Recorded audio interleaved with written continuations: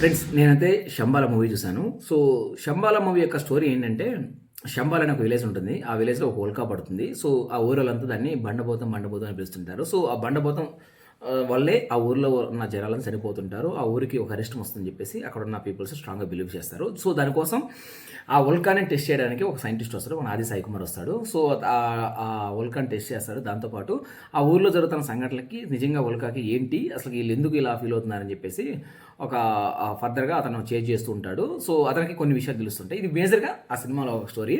అంటే ఈ సినిమా స్టోరీగా చూస్తే స్టోరీ చిన్నదే కానీ అతను తీసుకున్న కాన్సెప్ట్ మాత్రం చాలా మంచి యూనిక్ కాన్సెప్ట్. ఇప్పుడు ప్రజెంట్ జనరేషన్లో దాని మీదే ఒక విపరీతమైన చర్చ నడుస్తూ ఉంటుంది అన్ని చోట్ల. ఎందుకంటే సైన్స్ గొప్పదా, శాస్త్రం గొప్పదా అనే ఒక ఒక చిన్న టాపిక్ అనేది అన్ని చోట్ల డిస్కస్ చేస్తూనే ఉంటారు. కొంతమంది సైన్స్ గొప్ప అంటారు, కొంతమంది శాస్త్రం గొప్ప అంటారు.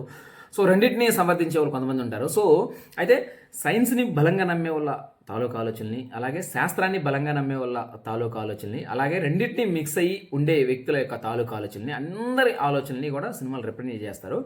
సో డైరెక్టర్ మాత్రం సినిమాని పర్ఫెక్ట్గా ఆయన టేకింగ్కి యాడ్స్ ఆఫ్ చెప్పొచ్చు, మంచిగా తీశాడు. అట్ ద సేమ్ టైం ఈ సినిమాకి రైటర్గా ఎవరు పనిచేశారు కానీ ఆయన మాత్రం రాసిన డైలాగ్స్ మాత్రం సినిమాలో పర్ఫెక్ట్గా పేలుతాయి. ఎందుకంటే సైన్స్ యొక్క ఆలోచన ఉన్న మనిషి ఎలా మాట్లాడతాడు, అలాగే శాస్త్రం ఆలోచనలో ఒక మనిషి ఎలా మాట్లాడతాడు. సో అతని వర్షన్ని డైలాగ్ రూపంలో మనకి సినిమా త్రూఅవుట్ మూవీలో మాత్రం అతను రిప్రజెంట్ చేస్తూ ఉంటాడు. ఆ డైలాగ్స్ మాత్రం బాగా పేలాయి. సో నాకైతే మంచిగా అనిపించాయి డైలాగ్స్. తర్వాత థర్డ్ ఎలిమెంట్ ఏంటంటే డైలాగ్స్ కాకుండా థర్డ్ ఎలిమెంట్ అంటే మేజర్గా ఈ సినిమాకి ఎసెట్ వచ్చింది background music. So Sricharan Pakala మించిన బ్యాక్గ్రౌండ్ మ్యూజిక్ మాత్రం లిటరల్గా వావ్ అనిపిస్తుంది. కొన్ని సీన్స్ అయితే లిటరల్గా ఎలివేట్ అవుతాయి. లాస్ట్ 15 మినిట్స్ మన ప్రీ క్లైమాక్స్ నుంచి క్లైమాక్స్ వరకు మనందరం ఒక ట్రాన్స్లో తీసుకెళ్తాడు అతని బ్యాక్గ్రౌండ్ మ్యూజిక్ తోటి. సో కైండ్ ఆఫ్ డివోషనల్ కొంచెం థ్రిల్లర్ ఎలిమెంట్స్ రెండింటిని మిక్స్ చేసి అతను ఇచ్చిన బీజిఎం మాత్రం లిటరల్గా వావ్ అనిపిస్తుంది. సో ఇంకా హీరోయిన్ అయితే పెద్దగా క్యారెక్టర్ ఏం లేదు. సో ఆమెకి ఇచ్చిన క్యారెక్టర్లో కొంత వర్క్ ఉంటుంది. సో పాప క్యారెక్టర్ మాత్రం సినిమాలో చాలా బాగుంటుంది. అది ఒక పెద్ద ఎసెట్గా అనిపిస్తుంది.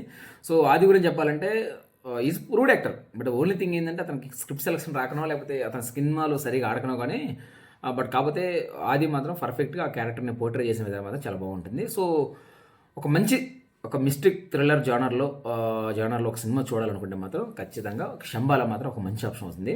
సో మనకి ఎక్కడ కూడా బోర్ కొట్టదు. ఫస్ట్ హాఫ్లో ఒక 10 to 15 మినిట్స్ మాత్రం మీకు అక్కడక్కడ ఏమన్నా కొంచెం ల్యాక్స్ అనిపించవచ్చు కానీ సో త్రూఅవుట్ సినిమా మాత్రం మిమ్మల్ని ఖచ్చితంగా ఎంటర్టైన్ చేస్తుంది. ఒక మంచి సినిమా చూసిన ఒక ఎక్స్పీరియన్స్ అయితే మీకు వస్తుంది. So want watch good movie, just go and watch Shambhala.